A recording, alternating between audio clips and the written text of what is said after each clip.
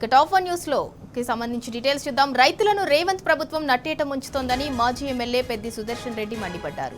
Harish Rao power point presentation తర్వాత హడావిడిగా ఇంజనీర్లు, టెక్నికల్ ఎక్స్పర్ట్స్ కు కనీసం ముందస్తు సమాచారం ఇవ్వకుండా మోటార్లను ఆన్ చేసిందని కాంగ్రెస్ ప్రభుత్వంపై ఆగ్రహం వ్యక్తం చేశారు. కుట్రపూరితంగా మోటార్లు ఆన్ చేయడంతో పవర్ సప్లై పూర్తిగా దెబ్బతింది.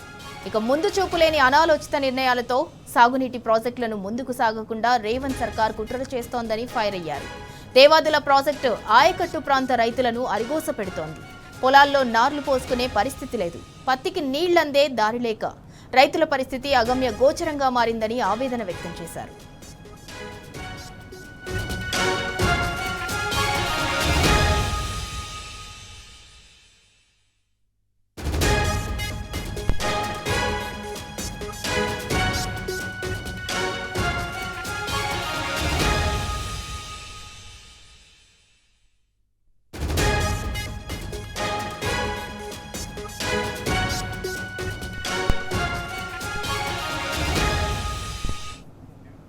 రైతులను రేవంత్ ప్రభుత్వం నట్టేట ముంచుతోందని మాజీ ఎమ్మెల్యే పెద్ది సుదర్శన్ రెడ్డి మండిపడ్డారు. Harish Rao power point presentation తర్వాత హడావిడిగా ఇంజనీర్లు, టెక్నికల్ ఎక్స్పర్ట్స్ కు కనీసం ముందస్తు సమాచారం ఇవ్వకుండా మోటార్లను ఆన్ చేసిందని కాంగ్రెస్ ప్రభుత్వంపై ఆగ్రహం వ్యక్తం చేశారు.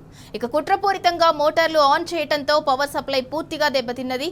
ముందు చూపులేని అనాలోచిత నిర్ణయాలతో సాగునీటి ప్రాజెక్టులను ముందుకు సాగకుండా రేవంత్ సర్కార్ కుట్రలు చేస్తోందని ఫైర్ అయ్యారు. ఇక దేవాదుల ప్రాజెక్టు ఆయకట్టు ప్రాంత రైతులను అరిగోస పెడుతోంది. పొలాల్లో నార్లు పోసుకునే పరిస్థితి లేదు. పత్తికి నీళ్లందే దారి లేక రైతుల పరిస్థితి అగమ్య గోచరంగా మారిందని ఆవేదన వ్యక్తం చేశారు.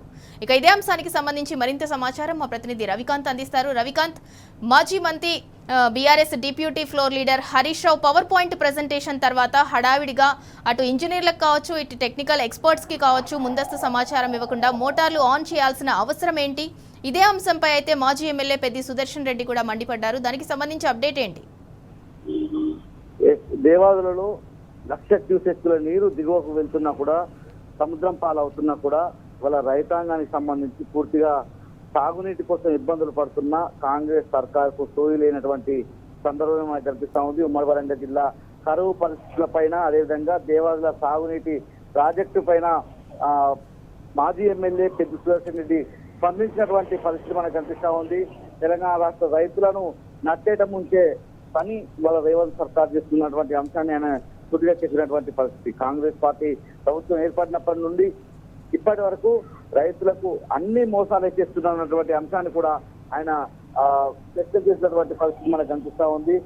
ఎన్నినో ప్రభావం రాష్ట్రంపై ఉందని గత సంవత్సరం, ఒక సంవత్సర కాలంగా సూపర్ ఎన్నినో వస్తుంది, ఎన్నినో వస్తుంది అన్నటువంటి అంశాన్ని వాతావరణ శాఖ సూచిస్తున్నప్పటికీ కనీసం రాష్ట్ర ప్రభుత్వంలో చలనం లేదన్నటువంటి అంశాన్ని కూడా పెద్ది సుదర్శన్ రెడ్డి చెప్పినటువంటి పరిస్థితి మనకు కనిపిస్తా ఉంది. వరంగల్ పూర్వ జిల్లా జల ప్రధానిగా దేవాదుల ఫేజ్ 1, ఫేజ్ 2, ఫేజ్ 3 ఉంటాయి. ఈ అంశానికి సంబంధించి అద్భుతంగా 3 ఫేజ్లను కూడా కేసీఆర్ హయాంలో తెలంగాణ ప్రజలకు వరంగా ఇచ్చిందన్నటువంటి అంశాన్ని కూడా పెద్ది సుదర్శన్ రెడ్డి గుర్తు చేశారు. కేసీఆర్ గారు ముఖ్యమంత్రిగా ఉన్నప్పుడు 4-5 సంవత్సరాల పాటు 2 పంటలకు సమృద్ధిగా సాగునీరు అందించాలని, భూగర్భ జలాలు నిండుగా ఉండేవన్నటువంటి అంశాన్ని కూడా ఆయన వ్యక్తం చేసినటువంటి పరిస్థితి మనకు కనిపించింది. దేవాదుల ప్రాజెక్టులో ఫేజ్ 1లో 2 మోటార్లు, ఫేజ్ 2లో 1 మోటారు, ఫేజ్ 2లో 2 మోటార్లు, ఫేజ్ 3లో 6 మోటార్లు, మొత్తంగా 10 మోటార్లను ప్రారంభించాల్సి ఉందన్నటువంటి అంశాన్ని కూడా ఆయన గుర్తు చేసినటువంటి పరిస్థితి. నిన్న మాజీ మంత్రి డిప్యూటీ ఫ్లోర్ లీడర్ గా ఉన్నటువంటి, అసెంబ్లీ డిప్యూటీ ఫ్లోర్ లీడర్ గా ఉన్నటువంటి హరీష్ రావు గారి పీపీటీ తర్వాత, పవర్ పాయింట్ ప్రజెంటేషన్ తర్వాత రాష్ట్ర ప్రభుత్వం దేవాదుల మోటార్లను ఆన్ చేసే ప్రయత్నం చేసిందన్నటువంటి అంశాన్ని కూడా ఆయన తన అభిప్రాయంగా వ్యక్తం చేశారు. ఇంజనీర్లకి, టెక్నికల్ ఎక్స్పర్ట్స్ కి ముందస్తు సమాచారం ఇవ్వకుండా మోటార్లను ఆన్ చేయడంతో పవర్ సప్లై పూర్తిగా దెబ్బతిన్నటువంటి విషయాన్ని కూడా ఆయన వ్యక్తం చేసినటువంటి పరిస్థితి. ముందు చూపులేని ఇలాంటి అనాలోచిత నిర్ణయాలతో సాగునీటి ప్రాజెక్టులను ముందుకు సాగకుండా కుట్రలు చేస్తున్నారని ఆయన తెలిపారు. ఉమ్మడి వరంగల్ జిల్లా వ్యాప్తంగా ఉన్నటువంటి రైతాంగం అంతా కూడా అరిగోస పడుతున్నారని, రైతులు నార్లు పోసుకునేటువంటి పరిస్థితి లేదని, పత్తికి నీరందే పరిస్థితి లేదని అధికార పార్టీ ఎమ్మెల్యే కడియం శ్రీహరి నిన్న హరీష్ రావు గారు దేవాదుల ప్రాజెక్టు గురించి చెప్పిన విషయాన్ని సమర్థిస్తూ ప్రాజెక్టును ఉపయోగించి రైతులకు నీళ్లు ఇవ్వాలన్నటువంటి అంశాన్ని కూడా ఆయన గుర్తు చేసినటువంటి పరిస్థితి. వరంగల్ జిల్లాకు ప్రాతినిధ్యం వహిస్తున్నటువంటి మంత్రులు, ఎమ్మెల్యేలకు రైతులకు నీళ్లు ఇవ్వాలన్నటువంటి కనీస సోయి, ప్రాజెక్టులపై అవగాహన లేదన్నటువంటి విషయాన్ని ఆయన చెప్పినటువంటి పరిస్థితి.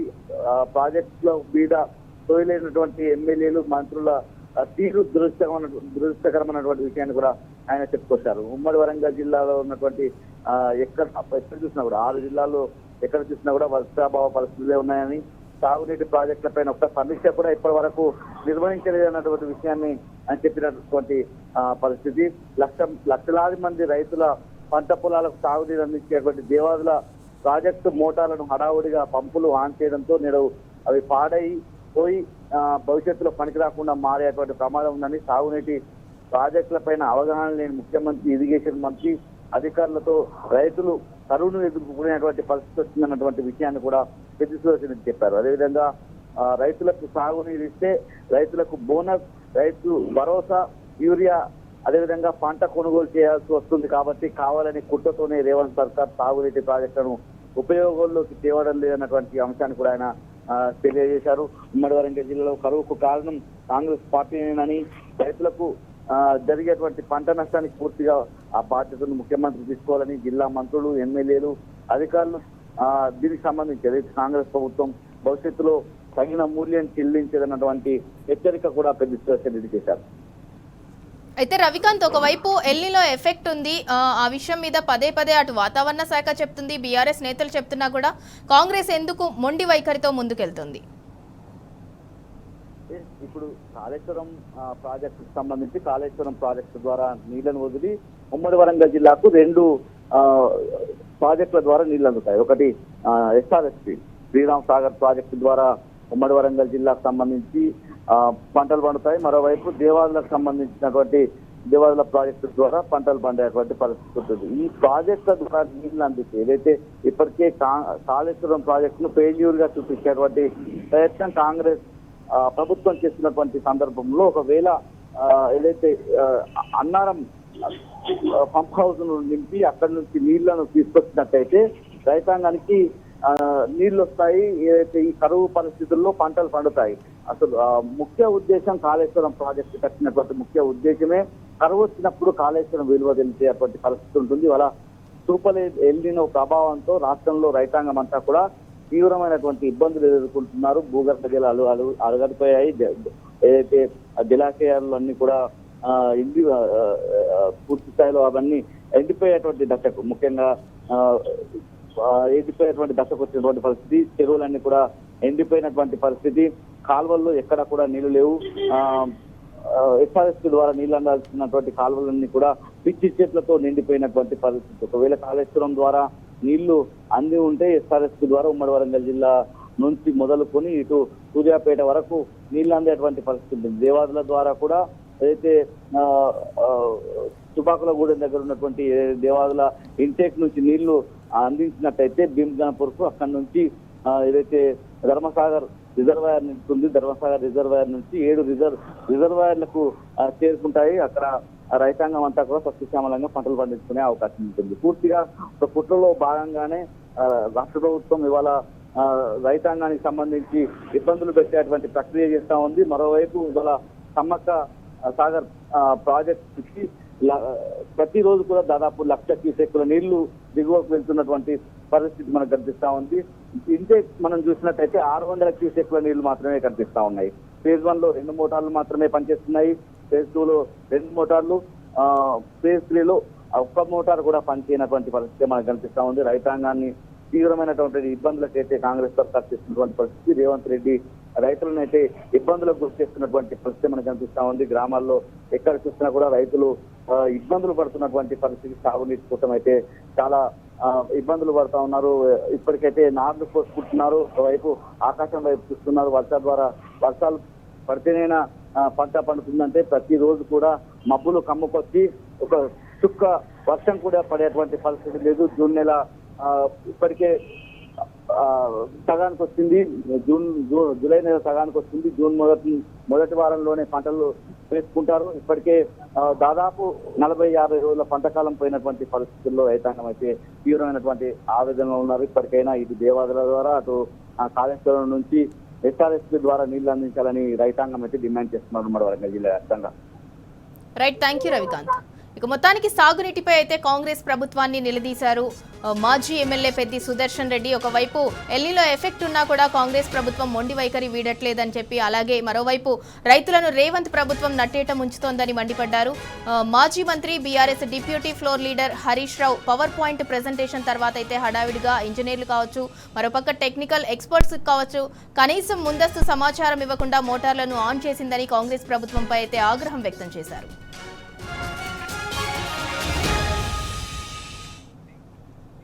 ఇక టాప్ 2 న్యూస్ కి సంబంధించిన డీటెయిల్స్ చూద్దాం. సింగరేణిలో రాష్ట్ర ప్రభుత్వం వాటా 51%, కేంద్ర ప్రభుత్వ వాటా 49% ఉందని బీజేపీ కాంగ్రెస్ ప్రభుత్వాలు సింగరేణిని నిర్వీర్యం చేస్తున్నాయని మాజీ ఎమ్మెల్యే బాల్కా సుమన్, మాజీ మంత్రి కొప్పుల ఈశ్వర్ ఆరోపించారు. కేసీఆర్ నాయకత్వంలో సింగరేణిని లాభాల బాట పట్టించామని, సింగరేణిలో కారుణ్య నియామకాలను కేసీఆర్ ఇచ్చారని వాళ్ళు గుర్తు చేశారు. ఇక జీవో 76 క్రింద వేలాది కుటుంబాలకు పట్టాలు ఇచ్చిన ఘనత కేసీఆర్దన్నారు. థర్మల్ పవర్ ప్లాంట్ ఏర్పాటు చేయడంలో కేసీఆర్ కృషి ఉందని చెబుతూనే గనుల వేలానికి సంబంధించిన ఎంఎంటీఆర్ బిల్లును ఎంపీగా వ్యతిరేకించానని బాల్కా సుమన్ అన్నారు. బీఆర్ఎస్ ఆ చట్టానికి వ్యతిరేకంగా లోక్సభ నుంచి వాకౌట్ చేసిందని, సింగరేణిని వేలంపాట పెడితే సింగరేణి నష్టపోతోందని ఆనాడే రాజ్యసభలో నిలదీశామని చెప్పారు. సింగరేణి బొగ్గుబావులను వేలం వేయొద్దని ప్రధాని మోదీకి కేసీఆర్ లేఖ రాశారని, కాంగ్రెస్ అధికారంలోకి వచ్చిన తర్వాత సింగరేణిలో కుంభకోణాలకు అడ్డాగా మారిపోయిందని ఆరోపించారు.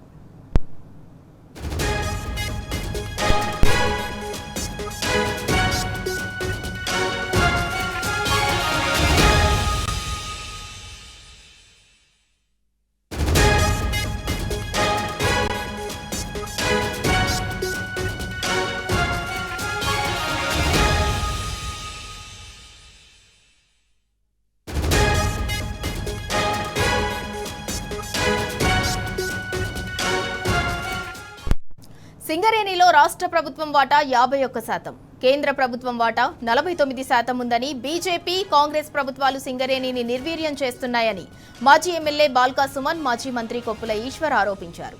కేసీఆర్ నాయకత్వంలో సింగరేణిని లాభాల బాట పట్టించామని, సింగరేణిలో కారుణ్య నియామకాలను కేసీఆర్ ఇచ్చారని వాళ్ళు గుర్తు చేశారు. జీవో 76 కింద వేలాది కుటుంబాలకు పట్టాలు ఇచ్చిన ఘనత కేసీఆర్దే అన్నారు.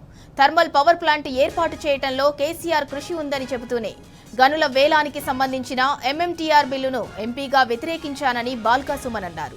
బీఆర్ఎస్ ఆ చట్టానికి వ్యతిరేకంగా లోక్సభ నుంచి వాకౌట్ చేసిందని, సింగరేణిని వేలంపాట పెడితే సింగరేణి నష్టపోతోందని ఆనాడే రాజ్యసభలో నిలదీశామని చెప్పారు. సింగరేణి బొగ్గుబావులను వేలం వేయొద్దని ప్రధాని మోదీకి కేసీఆర్ లేఖ రాశారని, కాంగ్రెస్ అధికారంలోకి వచ్చిన తర్వాత సింగరేణిలో కుంభకోణాలకు అడ్డాగా మారిపోయిందని ఆరోపించారు.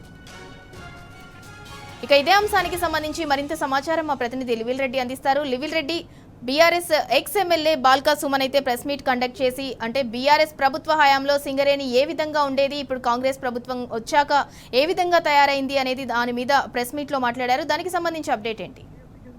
సింగరేణికి సంబంధించి బీఆర్ఎస్ మాజీ మంత్రి కొప్పలీశ్వర్ తో పాటు మాజీ విప్ బాల్కా సుమన్ మీడియా సమావేశం చేశారు. పలు కీలక అంశాలపైన వారు మాట్లాడారు. కేసీఆర్ ఆలోచనలతోటే సింగరేణి బలోపేతమైంది. అనేక పోరాటాల తర్వాత తాడ్చెర్లపై హక్కులు సాధించుకున్నామంటూ కూడా చెప్పారు. అయితే తాడ్చెర్ల బొగ్గు గని ఏదైతే బ్లాక్ ఉందో ఆ బ్లాక్ కు సంబంధించి ఇటీవల కేంద్ర ప్రభుత్వం నిర్ణయం తీసుకోవడం అది కేవలం కాంగ్రెస్ బీజేపీల గానే చెప్పుకుంటున్నారు. కానీ దాన్ని కేటాయించాలని గత కొద్ది రోజులుగా బీఆర్ఎస్ పార్టీ అభిప్రాయాన్ని పోరాటం చేస్తుంది. టీడీపీకే ఆధ్వర్యంలో పెద్ద ఎత్తున పోరాటం చేయడమే కాకుండా తాడ్చెర్ల బ్లాక్ ఖచ్చితంగా కోల్ మైన్ ఏదైతే ఉందో అది బీఆర్ఎస్ సింగరేణికి అప్పగించాలని చెప్పేసి కూడా పెద్ద ఎత్తున చేసింది. అయితే తాడ్చెర్ల వేలం నిర్వహించే జాబితాలో ఉన్నదా అసలు భవిష్యత్తులో ఏ గణైనా సింగరేణికి కేటాయించాలని కూడా ఈ సందర్భంగా చెప్పుకొచ్చారు. మొదట తాడిచెర్లను సింగరేణి గుర్తించింది. 13 ఏళ్ల నిరీక్షణ తర్వాత తాడిచెర్ల సింగరేణికి దక్కిందని చెప్పేసి కూడా ఈ సందర్భంగా చెప్పుకొచ్చారు. అయితే గతంలో తాడిచెర్ల బ్లాక్ ను వేలం వేద్దామంటే కేసీఆర్ వ్యతిరేకించిన విషయాన్ని కూడా ఈ సందర్భంగా గుర్తు చేశారు.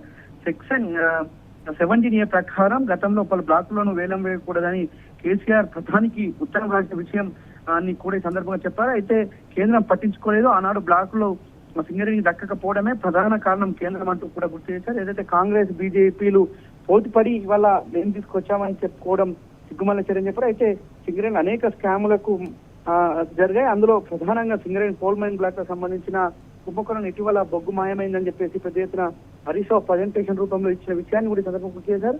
పూర్తిగా ఇవాళ సింగరేణి రాష్ట్ర ప్రభుత్వం వాటా 50%, కేంద్ర ప్రభుత్వం వాటా 49%. బీజేపీ కాంగ్రెస్ ప్రభుత్వాలు సింగరేణి నిర్వీర్యం చేస్తున్నాయని ఈ సందర్భంగా సుమన్ కూడా మండిపడ్డారు. కేసీఆర్ నాయకత్వంలో సింగరేణి లాభాల బాట పట్టిన విషయాన్ని గుర్తు చేసుకుంటూ దక్కుతుంది. జియో 76 కింద వేలాది కుటుంబాలకు పట్టాలు ఇచ్చినంత కూడా కేసీఆర్ కు దక్కుతుంది. వాళ్ళ థర్మల్ పవర్ ప్లాంట్ ఏర్పాటు చేయడంలో కేసీఆర్ కృషి ఎనలేనిదంటూ కూడా గుర్తు గనుల వేలానికి సంబంధించిన ఎంఎంటీఆర్ బిల్లు నేను ఎంపీగా వ్యతిరేకించానని కూడా ఈ సందర్భంగా బాల్క సుమన్ గుర్తు చేశారు. ప్రధానంగా అనేక విషయాల్లో కూడా ఇవాళ సింగరేణి ప్రభుత్వాలను వేలం వేయదని ప్రధాని మోడీకి లేఖ రాసిన విషయాన్ని కూడా ఈ సందర్భంగా చెప్పండి. 42 లక్షల మెట్రిక్ టన్నుల బొగ్గు 1600 కోట్ల రూపాయల కుంభకోణం. కాంగ్రెస్ 2.5 ఏళ్ల పాలనలో సింగరేణిలో మొత్తం 16,000 కుంభకోణాలు జరిగాయంటూ కూడా ఆగ్రహం వ్యక్తం చేశారు. సైట్ విజిట్ సర్టిఫికేషన్ లో ఓబీ టెండర్ లో కుంభకోణం మా నాయకుడు హరీష్ రావు నిలదీస్తే పోలీసులు అడ్డుకున్న విషయాన్ని కూడా ఈ సందర్భంగా గుర్తు చేస్తూ కాంగ్రెస్ వచ్చిన తర్వాత సింగరేణిలో డీజిల్ కుంభకోణాన్ని తెరలేపారు. పంపకాల విషయంలో ముఖ్యమంత్రి మంత్రుల మధ్య వాటా పంచాయతీ కొనసాగుతూనే ఉందని కూడా చెప్పారు. ఆ తర్వాత నైని బొగ్గు బ్లాక్ టెండర్ ను రద్దు చేసిన విషయాన్ని కూడా సందర్భంగా గుర్తు చేస్తూ బడేబాయ్ చోటేబాయ్ మధ్య మిడిల్ బాయ్ కిషన్ అంటూ కూడా ఎద్దేవా చేశారు. అందరూ కలిసి సింగరేణిని ముంచుతున్న విషయాన్ని చెప్తూ పాకిస్తాన్ బొగ్గు బ్లాక్ 2ను సాధించామని బీజేపీ కాంగ్రెస్ గొప్ప చెప్పుకుంటున్న మేడిగడ్డలో 2 పిల్లలు కుంగితే ఆగ మేఘాల మీద ఎన్డీఎస్ఏను పంపారు. సింగరేణిలో జరుగుతున్న కుంభకోణాలపై ఎందుకు సిబిఐని కేంద్ర రాష్ట్ర సంస్థను పంపట్లేదంటూ కూడా ప్రశ్నించారు. ఇప్పటికైనా ఓపెన్ కాస్ట్ బొగ్గు బ్లాక్ నామినేషన్ పద్ధతిలో సింగరేణికి ఇవ్వాలని డిమాండ్ చేశారు. అన్ని ఓపెన్ కాస్ట్ బొగ్గు గనులను సింగరేణి చేస్తుంది కనుక ఖచ్చితంగా సింగరేణికి కేటాయించాలని చెప్పారు. సింగరేణిలో జరుగుతున్న అవినీతికి కిషన్ రెడ్డి ఎందుకు కనిపించడం లేదు, కిషన్ రెడ్డి ఎందుకు దాన్ని గుర్తించలేదు, ఎందుకు సిబిఐ విచారణకు ఆదేశించడం లేదంటూ కూడా మండిపడ్డారు. ఇప్పటికైనా సింగరేణిలో జరిగే అవినీతి పైన అటు కేంద్ర ప్రభుత్వం లివిల్ రెడ్డి మీరు అన్నట్టు అంటే కేంద్ర బొగ్గు గని శాఖ మంత్రి కిషన్ రెడ్డికి మరి సింగరేణిలో ఇంత స్కామ్ జరుగుతుంటే ఎందుకు అంటి ముట్టనట్టుంటున్నారు, ఎందుకు ఆయన దాంట్లో తలదూర్చట్లేదు, ఎందుకు ఇన్వాల్వ్ అవ్వట్లేదు, దీని మీద ఎందుకు మాట్లాడట్లేదు? ప్రధానంగా కూడా రాష్ట్రంలో కాంగ్రెస్ ప్రభుత్వం, కేంద్రంలో ఉన్న బీజేపీ ప్రభుత్వం రెండు కూడా ఒక చెట్టు తాను అని గతంలో అనేక సందర్భాల్లో నిరూపితమైంది. వాళ్ళ మరొకసారి కూడా నిరూపితమైంది. ఇక్కడ రాష్ట్రంలో కాంగ్రెస్ ప్రభుత్వం కుంభకోణాల దానికి అభ్యాస్ పలుకుతూ బీజేపీ ప్రభుత్వం చేస్తున్న అనేక విషయాలను కూడా ఈ సందర్భంగా చెప్పాల్సిన అవసరం ఉంది. అనేక విషయాలను వాళ్ళ ఆధారాలతో సహా బీఆర్ఎస్ పార్టీ బయట పెడితే వాటిని ఒక్కటి కూడా ఇవాళ కనీసం కపోవడం, వాటి వెనకాల విచారణ జరపాలని చెప్పేసి డిమాండ్ చేయకపోవడం చూస్తుంటే వాళ్ళ పూర్తిగా బీజేపీ కాంగ్రెస్ మైత్రి ఒకటే, వారిద్దరూ ఒకటే ఆ చెట్టు కింద పెరిగిన వారు అవుతారు తప్ప ఇంకోటి కాదు. బడేబాయ్ చోటేబాయ్ బంధం మరింత బలపడుతున్న నేపథ్యంలోనే వాళ్ళ బీఆర్ఎస్ పార్టీ అనేక స్కామ్లను బయటపెట్టింది. ఏదైతే ఇటు సింగరేణికి సంబంధించిన స్కామ్ కావచ్చు, అమృతంలో స్కామ్ కావచ్చు, ఇలా అనేక స్కాములు బయటపెట్టింది. కానీ కాంగ్రెస్ ప్రభుత్వం చేస్తున్న స్కాములు ఇవాళ కేంద్రంలో ఉన్న బీజేపీ ప్రభుత్వం కనిపించట్లేదు. ప్రధానంగా ఇవాళ ఆ టెండర్ల విషయంలో, ఆ సైట్ విజిట్ సర్టిఫికేషన్ విషయంలో అనేక పోరాటం చేసింది బీఆర్ఎస్ పార్టీ. ఆ విషయంలో కేంద్ర మంత్రి కిషన్ రెడ్డి కనీసం కూడా నోరు మదిపలేదు. స్వయంగా ఆ సింగరేణి కోల్ మైన్ కు మంత్రిత్వ శాఖగా వ్యవహరిస్తున్న మంత్రి ఇవాళ సైలెంట్ గా ఉండడం వెనక అంతర్యం ఏంటంటే ఇద్దరు కలిసి వాటాలు పంచుకుంటున్నారనే చర్చ కూడా ఇవాళ జోరుగా జరుగుతుంది. ఇప్పటికైనా కేంద్ర ప్రభుత్వం రాష్ట్ర ప్రభుత్వంపై అనేక సందర్భాల్లో విచారణ జరిపించాల్సి ఉంది. పర్టికులర్ గా సింగరేణికి సంబంధించిన అంశంలో కూడా ఈ సందర్భంగా చర్చించాల్సిన అవసరం ఉంది. ఇవాళ కోల్ మైన్ లో అనేక అక్రమాలు జరుగుతున్నాయి. డీజిల్ కుంభకోణం జరుగుతుంది, ఇటు ఓబీ కుంభకోణం జరుగుతుంది. మరోపక్క బొగ్గే మాయమైన విషయం కూడా వెలుగులోకి తీసుకొస్తే కనీసం కూడా బీజేపీ నాయకులు ఎవరు స్పందించకపోవడం వెనుక ఇద్దరు బడేబాయ్ చోటేబాయ్ లో భాగంగానే వీరంతా కూడా ఒక్కటైన సంకేతంగా వాళ్ళ ప్రజల్లో కనిపిస్తుంది. Sindhura right, thank you Livil Reddy. ఇక మొత్తానికి సింగరేణిలో రాష్ట్ర ప్రభుత్వ వాటా అయితే 51%, కేంద్ర ప్రభుత్వ వాటా అయితే 41% ఉంది. బీజేపీ కాంగ్రెస్ ప్రభుత్వాలు అయితే సింగరేణిని నిర్వీర్యం చేస్తున్నాయని మాజీ ఎమ్మెల్యే బాల్కా సుమన్, మాజీ మంత్రి కొప్పుల ఈశ్వర్ అయితే ఆరోపించారు. కేసీఆర్ నాయకత్వంలో సింగరేణిని లాభాల బాట పట్టించామని, కానీ సింగరేణిలో కారుణ్య నియామకాలను కూడా కేసీఆర్ ఇచ్చారని వారు గుర్తు చేశారు. కానీ ఇప్పుడు ప్రస్తుతం కాంగ్రెస్ అధికారం చేపట్టిన నాటి నుంచైతే సింగరేణి బొగ్గు గని కాస్త స్కామ్ల కనిగా మారిందని విమర్శించారు. టాప్ 3 న్యూస్ కి సంబంధించిన డీటెయిల్స్ చూద్దాం. ఫీజు రియంబర్స్మెంట్ పై తెలంగాణ హైకోర్టులో విచారణ జరుగుతోంది. ప్రభుత్వం 2023 నుంచి ఫీజు రియంబర్స్మెంట్ చెల్లించడం లేదంటూ పలు ఇంజనీరింగ్ కళాశాలలు హైకోర్టులో పిటిషన్ వేశాయి. గత విచారణ సందర్భంగా విధించిన స్టే ఎత్తివేయాలని ప్రభుత్వం తరపు న్యాయవాది హైకోర్టును కోరారు. స్టే వల్ల ఇంజనీరింగ్లో కొత్తగా చేరే విద్యార్థులకు ఇబ్బంది అవుతుందని ప్రభుత్వం తెలిపింది. ఈ ఏడాది కొత్త అడ్మిషన్లతో పాటు 2, 3, 4వ సంవత్సరం విద్యార్థుల ఫీజు కూడా చెల్లిస్తామని ప్రభుత్వం పేర్కొంది. ఆగస్టు 15 లోపు ఈ ఏడాది ఫీజు రియంబర్స్మెంట్ చెల్లిస్తామని ప్రభుత్వం తరపు న్యాయవాది కోర్టుకు తెలిపారు. అయితే ప్రభుత్వ ప్రతిపాదనను పిటిషనర్ల న్యాయవాదులు వ్యతిరేకించారు. దాదాపు 10,000 కోట్ల రూపాయల ఫీజు బకాయి ఉంటే 1,000 కోట్లు అనటం సబబు కాదన్నారు. ప్రభుత్వం తప్పించుకునే ప్రయత్నంలో భాగంగానే ఈ 1,000 కోట్ల ప్రస్తావన తెచ్చిందన్నారు పిటిషనర్ల తరపు న్యాయవాదులు. 2023 ఫీజు రియంబర్స్మెంట్ బకాయిని వెంటనే చెల్లించాలని, అదేవిధంగా మిగతా బకాయిలు కొంత గడువు తర్వాత చెల్లించేలా ప్రభుత్వాన్ని ఆదేశించాలని పిటిషనర్ల తరపు న్యాయవాదులు కోర్టును కోరారు.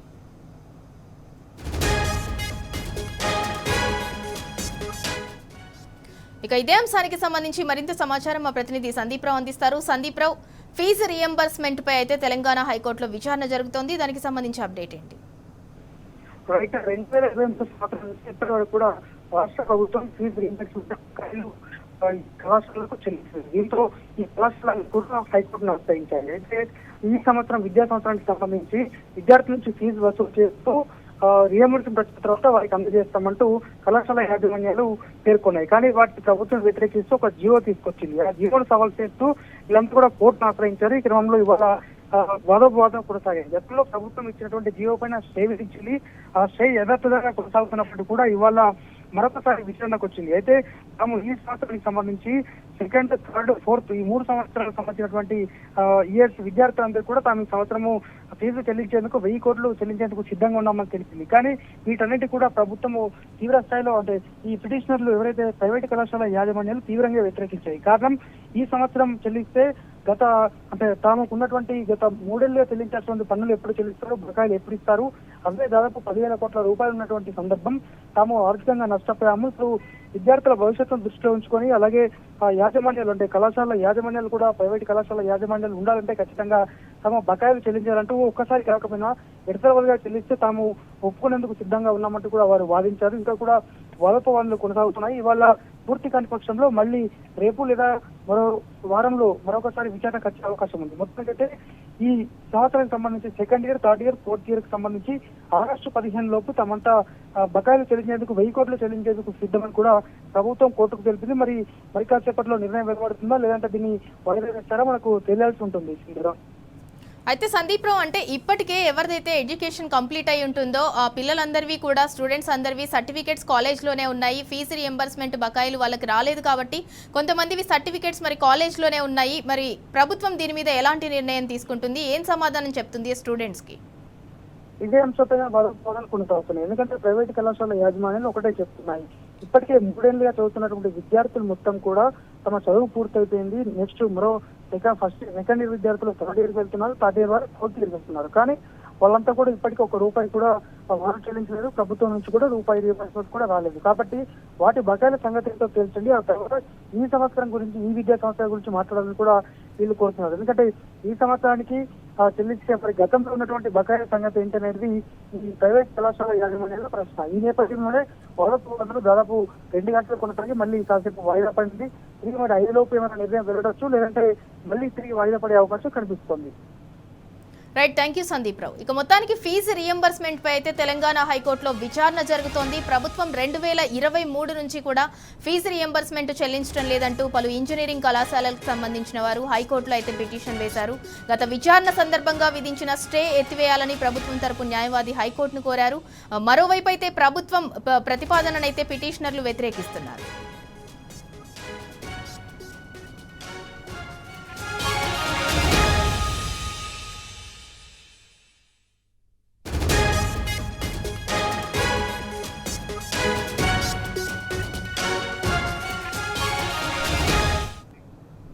ఇక టాప్ 4 న్యూస్ కి సంబంధించిన డీటెయిల్స్ చూద్దాం. గురుకులాల నిర్వహణలో రేవంత్ సర్కార్ వైఫల్యం మరోసారి బయటపడింది.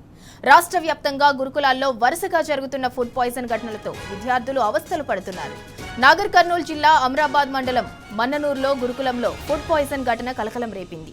వసతి గృహంలో కనీసం తాగేందుకు నీళ్లు కూడా సక్రమంగా లేవని విద్యార్థులు ఆవేదన వ్యక్తం చేస్తున్నారు. ఇలాంటి దయనీయ పరిస్థితుల వల్లనే తరచూ ఫుడ్ పాయిజన్ ఘటనలు జరుగుతున్నాయని వాపోతున్నారు. ట్రైబల్ వెల్ఫేర్ బాలుర గురుకుల పాఠశాలలో అల్పాహారం తిన్న 26 మంది విద్యార్థులు తీవ్ర అస్వస్థతకు గురయ్యారు. వాంతులు, కడుపు నొప్పితో విద్యార్థులు బాధపడుతున్నారు.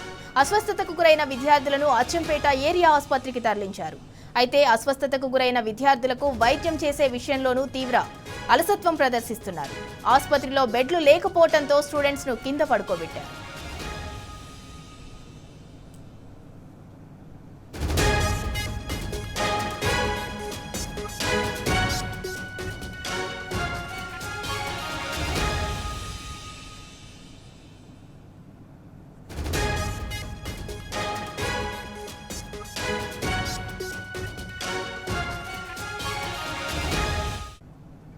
ఇక ఇదే అంశానికి సంబంధించి మరింత సమాచారం మా ప్రతినిధి శేఖరాచారి అందిస్తారు. శేఖరాచారి, నాగర్ కర్నూలు జిల్లా అచ్చంపేటలో అయితే అంటే స్కూల్స్ రీఓపెన్ అయ్యాయో లేదో మళ్ళీ ఫుడ్ పాయిజన్ ఘటనలు అయితే పునరావృతం అవుతున్నాయి. దీనికి సంబంధించి అప్డేట్ ఏంటి?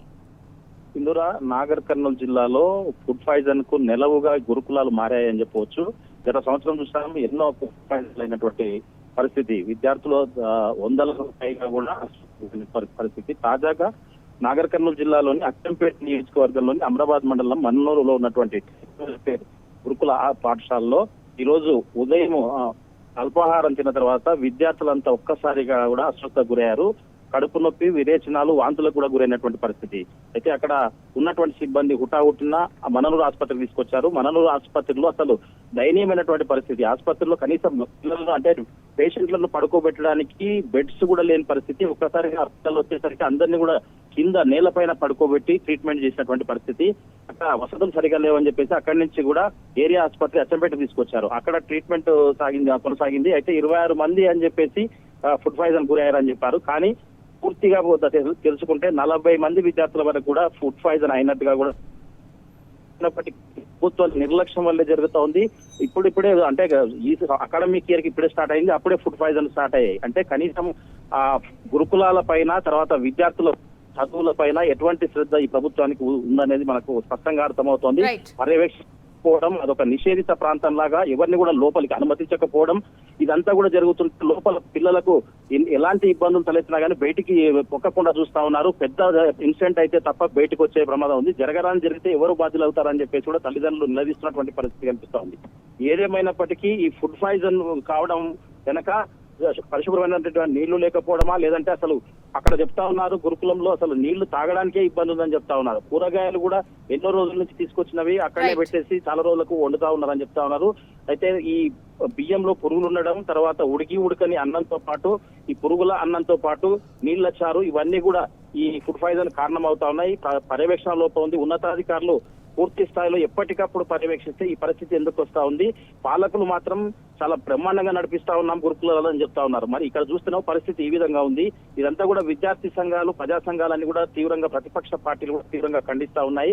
విద్యార్థుల పట్ల ఈ ప్రభుత్వం ముమ్మాటికి అశ్రద్ధ చూపడం కాదు, విద్యార్థులను అసలు చాలా దయనీయమైనటువంటి పరిస్థితిలోకి ప్రభుత్వం నెట్టివేస్తుందని చెప్పేసి కూడా చెప్తున్నటువంటి పరిస్థితి కనిపిస్తా ఉంది. ఇప్పటికైనా విద్యార్థుల పట్ల, గురుకులాల పట్ల, విద్యార్థుల చదువు పట్ల శ్రద్ధ తీసుకోని పక్షంలో పెద్ద ఎత్తున కూడా ఆందోళనకు సిద్ధమవుతామని చెప్పేసి కూడా విద్యార్థి సంఘాలు, ప్రజా సంఘాలు, ప్రతిపక్షాలు కూడా ప్రభుత్వాన్ని హెచ్చరిస్తున్నటువంటి పరిస్థితి అయితే కనిపిస్తా ఉంది. సింధూర. Right, thank you Shekharachari. ఇక మొత్తానికి గురుకులాల నిర్వహణలో రేవంత్ సర్కార్ వైఫల్యం అయితే మరోసారి బయటపడింది. అటు ట్రీట్మెంట్ విషయంలో కూడా రేవంత్ సర్కార్ అయితే అలసత్వం వహిస్తోంది.